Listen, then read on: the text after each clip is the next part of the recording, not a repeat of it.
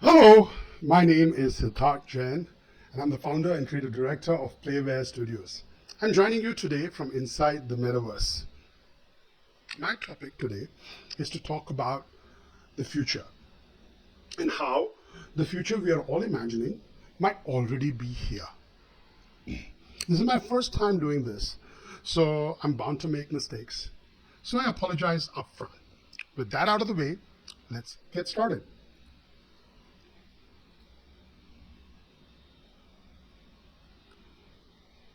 My task today is to talk to you about the NFTs, Metaverse, quantum computing, event tech, augmented, virtual, mixed reality, UGC, esports, basically everything that says the future is here. Now I realize that talks like this tend to be overloaded.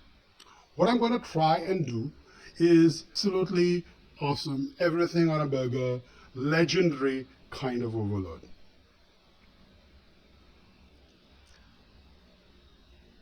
When we talk about the metaverse, we're talking about two words. Meta, well, it's the kind of meta we use for metaphysics. It means something that talks about more than whatever is in the subject, whatever's coming next. And in this case, what's coming next is verse, which comes from universe. And so the metaverse is actually a space that's actually supposed to be more awesome and more fantastical than even the physical universe that we live in. Because this is a connected space which connects all of us. It's where we can be anything we want to be. It could be a cowboy, it could be an astronaut, it could be a dragon, it could be a beaver, it could be anything you want to be. You can interact with this world, you have ownership of objects, you can explore and go on adventures with your friends, and most importantly, you can make whatever it is that you want to make. The Habitat, which was launched by Lucasfilm back in 1986 for the Commodore 64, was the first of what we could describe as, the hints to the metaverse. It had customizable avatars, it had real-time chat, you could interact with objects, you could own them, you could have them in your inventory, people could shoot you or stab you and take them away. You could even buy stuff from vending machines, including heads for your avatar so that you could customize them.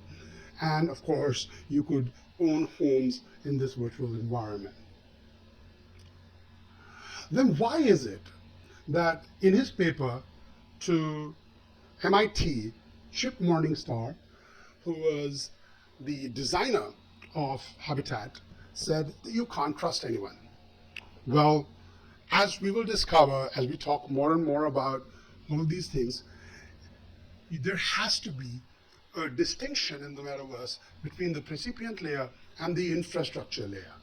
You've got to make sure that the players don't know all the rules. Because whatever rules they know, you can be sure that they will exploit. Let's skip forward about, let's say 20 years, and we come to Second Life. Launched by Linden Labs, this was a game space software that was available on PC, Mac, and Linux. There were customizable avatars. You could be human beings, you could be animals, or you could be some combination of the two. There was a messaging system that was global, where you could talk to everybody on Second Life, and you could even talk to people who might have been offline at that time. You could 3D model and import your own models so that you could be anything that you want to be, and you could make anything you wanted, and you could also procedurally write rules for your spaces. So maybe in your space, people could fly instead of walk. Well, so what you were doing was you were building these small island, for the lack of a better word, universes, where people could come and hang out and explore. Second Life absolutely exploded in 2006 into the world when it gave us, I'd say the first metaverse millionaire. Anshay Chang, Real Life ILN, was this person who would buy up virtual plots of land and sell them along with avatars and items that she made to people for them to own and explore and enjoy. Today, Meta, or used to be Facebook, is trying to make the Horizon worlds, and you've got VR chat, and you've got Rec Room, and you've got all of these, what we think of as the social metaverses. But what I'd like to say is that that's not just it. Like, metaverse could include things like Minecraft or Roblox, because why not? They tick all the boxes. Well, then what about places like World of Warcraft or Fortnite or PUBG or Call of Duty? There's so much infinity of space in the virtual world. The metaverse is meta. It's larger than one company. It is larger than one set of technologies. It is all of us, and it's everything that we are creating. If after everything I've said, you've begun to think that the metaverse is just a space for us to be social and relax and enjoy ourselves and play games, well, then no, that's not all of it. In fact, I believe that the metaverse is going to impact corporates. In fact, more than it's going to impact individuals, because corporates are inherently social. You have your employees, you have your management, you have your customers, you've got your trade partners, you've got suppliers and stakeholders, and all those other people whose lives corporates will touch. And for everything from meetings to pitching new ideas and new products, to training people on new processes or procedures, to reporting about progress and plans, and milestones and goals, to giving keynotes about new things that are coming. Who knows what you are talking about as a corporate, but whatever it is that you are talking about, you can do that online. Because if it comes to networking, when it comes to community building, the metaverse is a tool like nothing that we've seen before, and it's actually going to completely change the way corporate communication happens. Moving on to the next definition, I'm going to talk about something that often gets conflated and confused with the metaverse. The metaverse is actually virtual worlds, and sometimes when we talk about virtual reality, we think that these things overlap, and they do, but not necessarily in the way that you think that they do. The virtual reality industry is more about hardware, about how we're going to take your physical body into the virtual world. So you've got things like the Oculus Quest or HTC Vive. You've got haptic vests that can tell you whether you've been touched or hit in the virtual world. You've got haptic gloves that let you hold and touch and feel objects. And you even have things like omnidirectional treadmills that really let you run and dash and walk all over the virtual reality, just like you do in the physical reality. And if you thought that was all awesome, then wait, it's about to get way cooler really soon. And we're going to be able to fly with our bodies. We're going to be able to weave around buildings. We're going to be doing all of those things in virtual reality. We're going to be feeling exhilaration, a few things make us feel even in real life. So after virtual reality, let's move on to the next definition, and that happens to be augmented reality. And augmented reality is this concept of augmenting, reality with things that are virtual, that are coming from the virtual worlds. And the world's most famous example of this, of course, is Pokemon Go. And, I don't believe you've not heard of it. Everybody has heard of it. It's on Android, it's on iOS. It's a location-based game where you can tether a camera into the real world, and then you can have virtual monsters there, which you can interact with augmented reality physics, and then you take all of this awesomeness and you can include your friends and make this really exciting physical world event. And Pokemon is a sensation. It completely changed people's lives. I'd love to mention the famous Taiwanese grandpa Shanxia Suyan from Taiwan, who was eventually sponsored by Asus, and today plays Pokemon on the street with up to 64 phones at the same time. But augmented reality is just not games like Pokemon. It's Snapchat and Instagram. And what we have realized is when you can let people do crazy things, with virtual things in the real world, or actually just do crazy things in general and record themselves on video, people do crazy things. And so augmented reality is what's, this thing that, people do where they're mixing up reality, right? Now, mixed reality is augmented reality on steroids.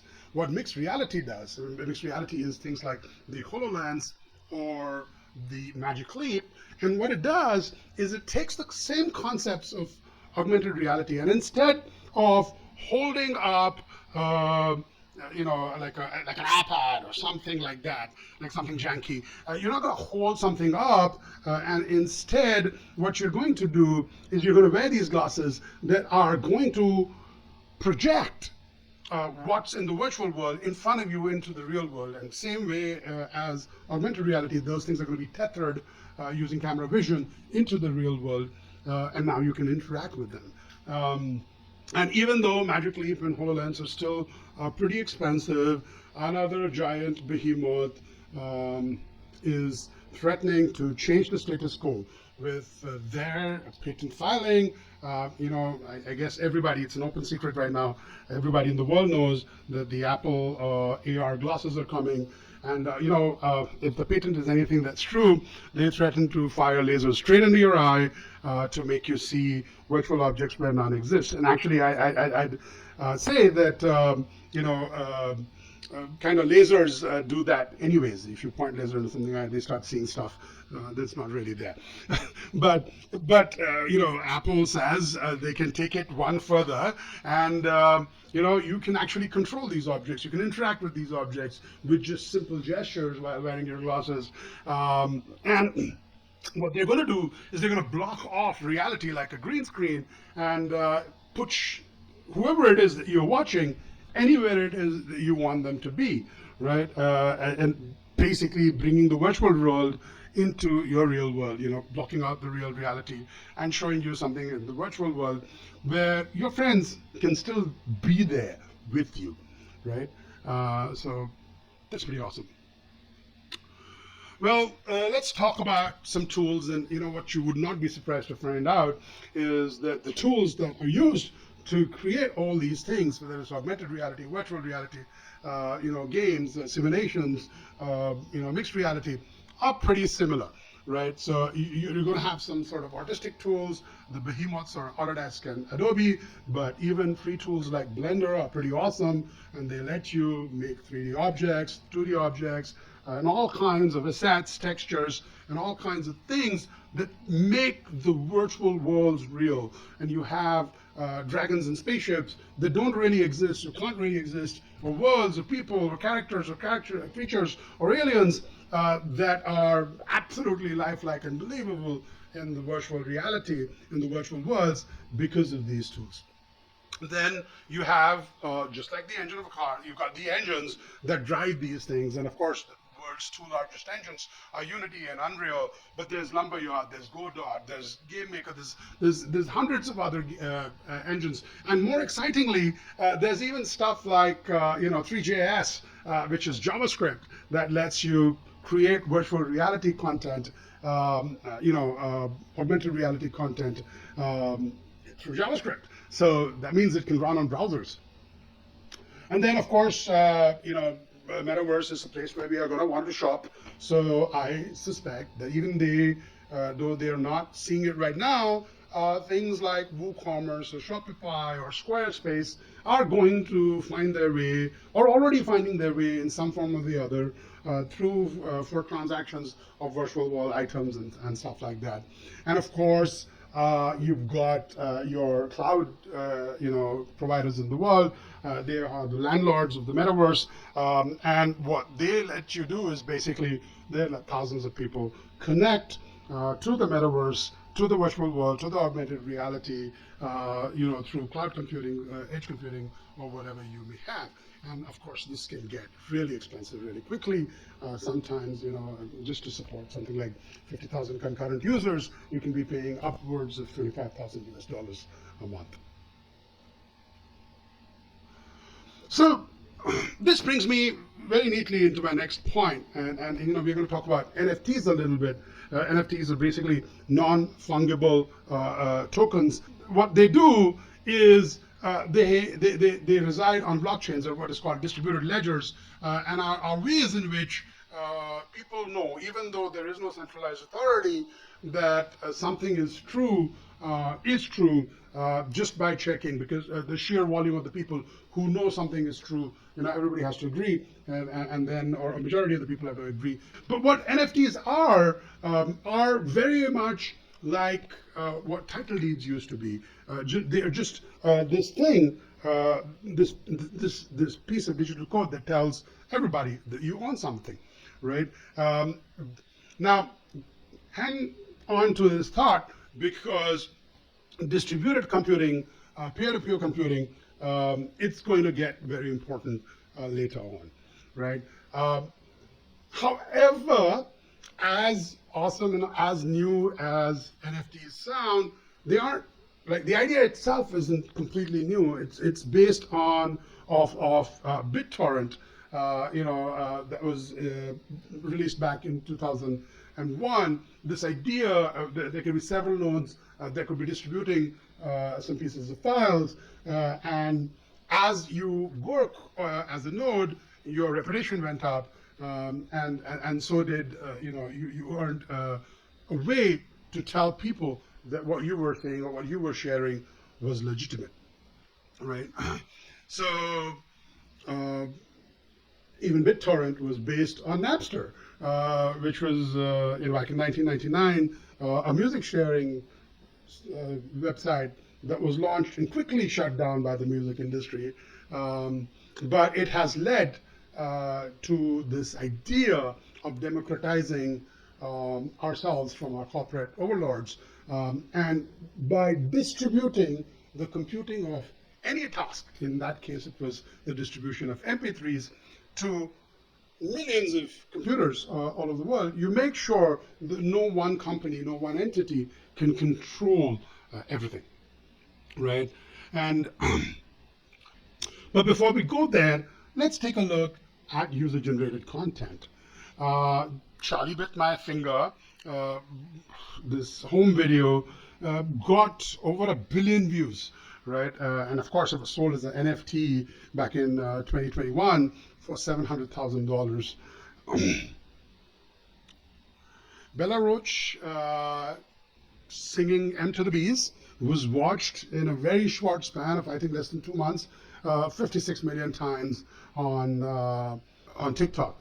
And it actually led her to it launched her music career, and she went on to release an album, This Ain't Build a Bitch, and become a successful celebrity, right? And that was through user-generated content. But user-generated content goes beyond that, right? You've got Link199, who is actually Tommy Doyle, born in 1999, just 22 years old, and he's made 150 million close to on Roblox. This brings us to esports, and esports is a phenomena. If I was to show you this, you thought it was some sort of a concert, or it was a sporting event, or something epic like that. I mean, it is epic, but this is a League of Legends match, and winning League of Legends can sometimes feel or in fact often does feel more exciting than winning a Formula One race. And it's watched by over 6 billion people on the planet, right? 6 billion times on the planet.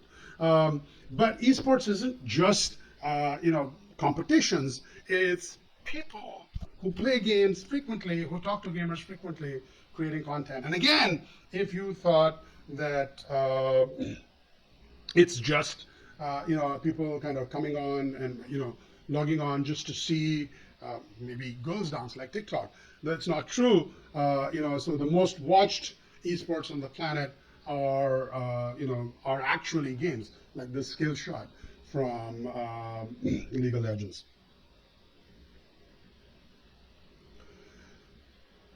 So when networking first started, it was just one terminal connecting to another terminal, right? But then very quickly we set up a lot of these servers in universities, and computers started writing for them. Those computers became network servers or data centers over time. Those data centers then started allowing people to store files online through cloud storage, and that became, or is becoming quickly, cloud computing, with even things like, you can play a PlayStation game online and stream it straight to your mobile phone.